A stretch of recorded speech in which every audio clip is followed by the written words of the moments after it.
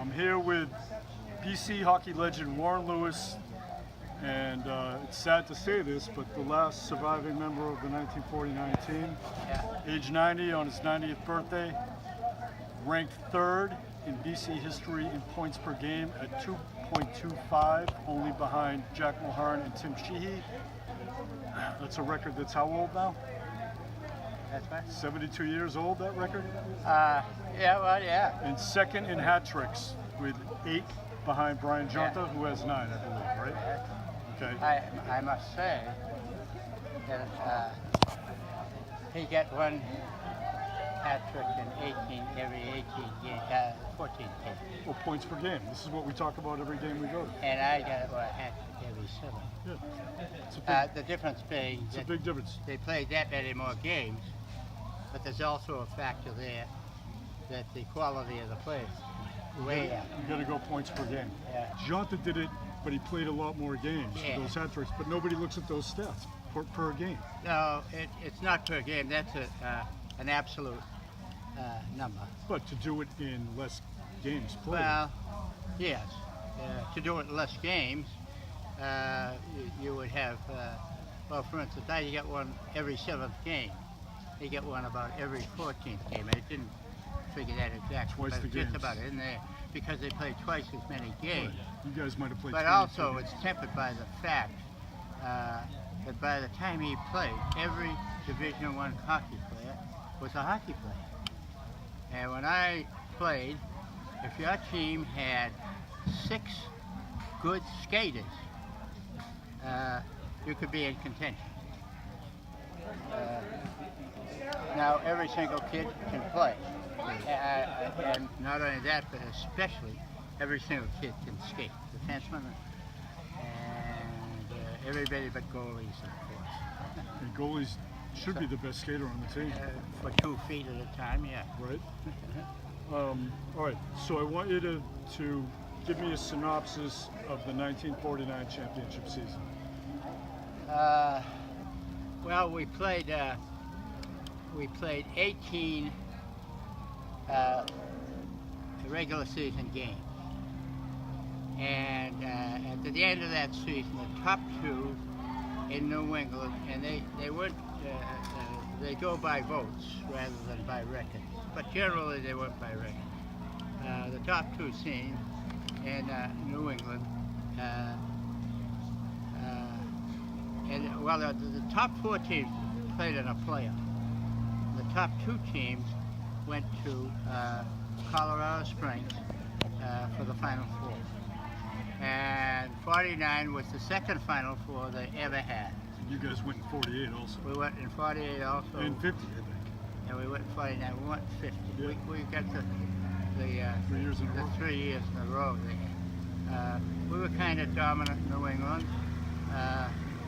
Mostly because we had a very, very good defense. We had 4 very big, for their day, and for hockey. We had 4 very big men. All right, rank the defensemen in order. I know who they are, but rank them in order. Because I know 2 are defensive defensemen, 2 are Yeah, offensive. of course, Songen would be the best. That would be what Bernie would say. John Gallagher.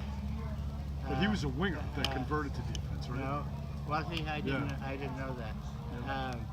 Joe McCusker generally played with Songen. And he was the smallest, but he was still 6 feet tall My father said he was a great defenseman. for that day. And they both had good hands. The other 2 defensemen were Walter Delory Yeah. and John Gallagher. And they were very big guys, very, very hard to get around. So there was good balance on the team, Yep. on the defensive team. And of course the goalie was an outstanding guy, and that made the difference. I knew him. Hmm? I knew the goalie. I know you did. What about the lines? The what? What about the lines? The lines on that team was myself, of course, and Jack McIntyre, who came from Medford, and Jim Fitzgerald,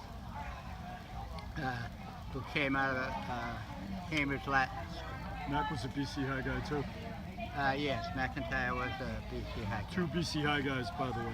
Wait a minute. We Just so had you know. 4 BC High guys in that squad. Gallagher, you, Me, Burke, Berkey, and Skippy Sullivan.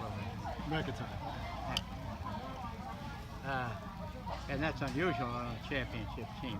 But this was at a time when college hockey was just growing.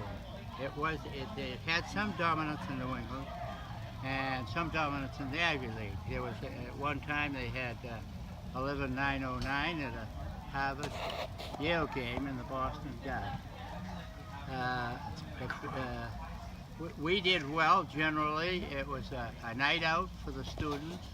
After World War II, the entertainment had not grown so fast. Also, a big attraction was they sold beer in the Boston Arena. I knew you were going to say that. I was waiting for you to say that. So that was a draw. Yeah, I can remember. I think we were playing Dartmouth, and they had mounted policemen in the lobby. Really? There were so many people trying to get in.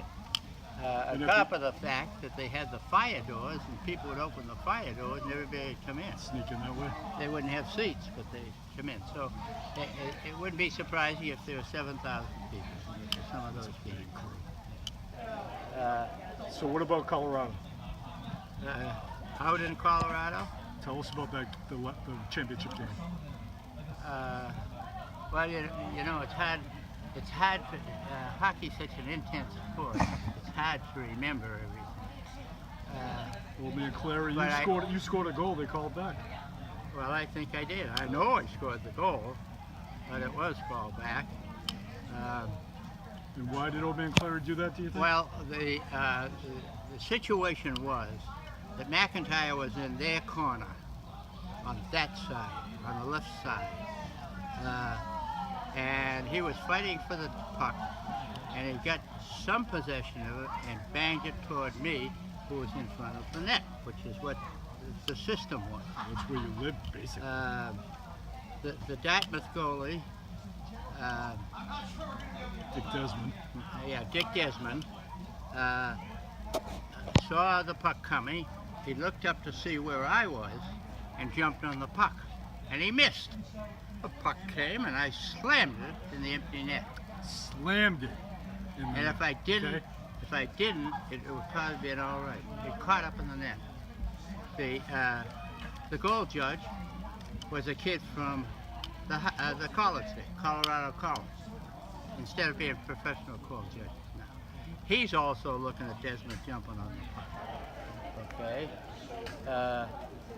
And frankly, the referee was out of position. He should be around behind the net, but he was way out at the blue line. Both referees were elderly men. He was out around the blue line, or nearer, and of course the goalie was between me and the puck. So I put it in, and finally he blew the whistle, and he come over and says, "Where's the puck?" I said, "It's the goal, I put it in there long ago." And he says, "No goal, I didn't see it go in." Everyone else did. It was, well, I said, "Well, you ask the goal judge and ask the other referee out there." And he was such a stubborn guy. No. He was one of these guys who couldn't admit to a mistake. There's a lot of guys like It that. didn't matter. Within a few minutes later, we got a free goal anyway to win the game. And how many minutes that game do you think you played? I think I played, Out of the six. other center, Jack Mulhern, got thrown out 10-minute for misconduct. 10 minutes for Which you said was a bullshit call, well, right? because he was yapping at the same official. But you don't make a call like that in a big game. I don't think you do. You just take it as an official, or you warn the coach. But nevertheless, So you had to cover when he was in the box the whole they threw him time? out for 10 minutes. Well, we had just got off the ice. He was there, and Snooks didn't, what do I do? So he sent myself and probably Fitzgerald out there almost immediately. And I said to myself, "Oh, Jesus, I just got off the ice from 6,000 feet high." And the oxygen is lousy. I said, "That's a mistake." But it wasn't. We held him off for for a minute and a half, and then he put who did he put? He probably put Lenny and Frank Harrington out to run the rest of the penalty off. All right, so the end of the game, you're playing double time because of the 10-minute misconduct to Mulhern. You probably played. Well, I played more. Let me say, I played a minute or so more because of that, but I started and finished the game. You know what I mean? So you pick up a couple. Right. You think you played 40 minutes? You think you played 40 minutes of the game? Oh no, 35 though. 35? Yeah.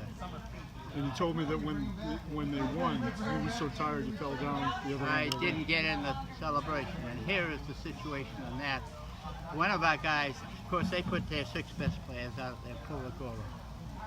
And one of our guys iced the puck, shot it. And I saw him do it, and I started, and I knew if I could get that puck before it goes across the line, there'd be no whistle. And with no one there, I could just take it, put it in the net. And I caught up with the puck, and the siren blew. No shit. At the end of the game. I didn't know that. Yeah, I was there, And and you collapsed. You by said you that were so time tired. I could not get, I knelt down, everybody's out in the ice, hey, and I just couldn't get up. And what'd you guys do that night? Where'd you go have a party and beers? Yeah, we went to Navajo Hogan, and I wrote your dad a letter. I said all the time he thought it was an Irish Indian, but it was a Southwest bar. Okay. Yeah, we kind of all celebrated there. And both teams went from here on one DC3. You and Darwin. And we were limited with players, and believe it or not, he didn't take the second string goalie. We only had one goalie. Red Gold was the goalie He if told, my dad got hurt. if anything had happened to Burke, Fred Gold was going to be the goalie. Yep. And that's scary, I'll tell you. That's scary in any event. The second string goalie, those were the days when they did not tutor you, okay?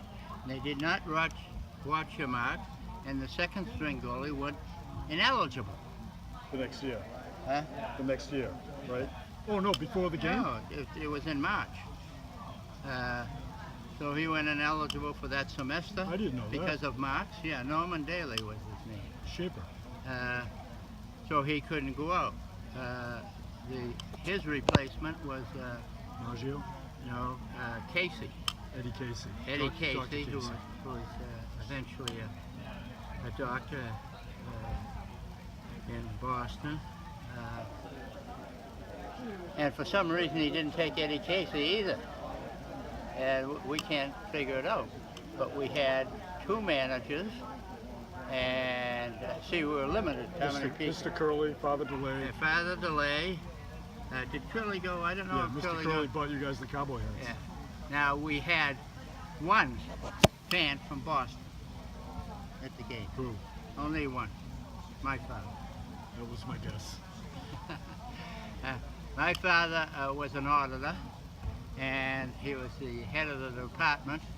It just happened that that weekend he had audited the Denver office. So you got paid for it too. Oh, yeah. Oh, that's even better. Nice. That's where you got your smarts from. They probably paid. He knew the guy that owned the Broadmoor? yeah. And I remember his name, but I can't remember it now. He knew the guy. He used to stay there when he was working in the Denver area. All right, so the last thing I want to ask you, because you have to get back to all your fans and groupies that are here, is tell me about the parties at my dad's house after the games. The parties and whatever you. 29 Richmond Road. Tell me about the parties. Anytime your dad and your Only mother, what you can tell me. your on granddad camera, and your grandmother went out to stay a weekend someplace and this and that. Okay? Oh, and they I did didn't it. know this. They did occasionally. There would be a party at the house. And? And one of them, Snooks was there, of course. And Snooks had a friend named White from Cambridge, one of the teachers. Frank White. Huh? Frank White? Yeah, Frank White. Yep. And Frank White, he had a little taste for the grape, and he was having a great time. Well, And he got on the Sister Frank. he got on your grand piano and danced. Baby grand piano. Baby grand piano, and danced on top of it, but he had spikes on his feet, in his shoes. Golf shoes. And so I played that piano. I remember that piano. I bet you noticed them when you came back, when everybody It wasn't grew up. worth the money we thought it was. So would they have kegs going or beers, and did they invite girls over, or the other teams you guys played after the game, or? There? No, this was this was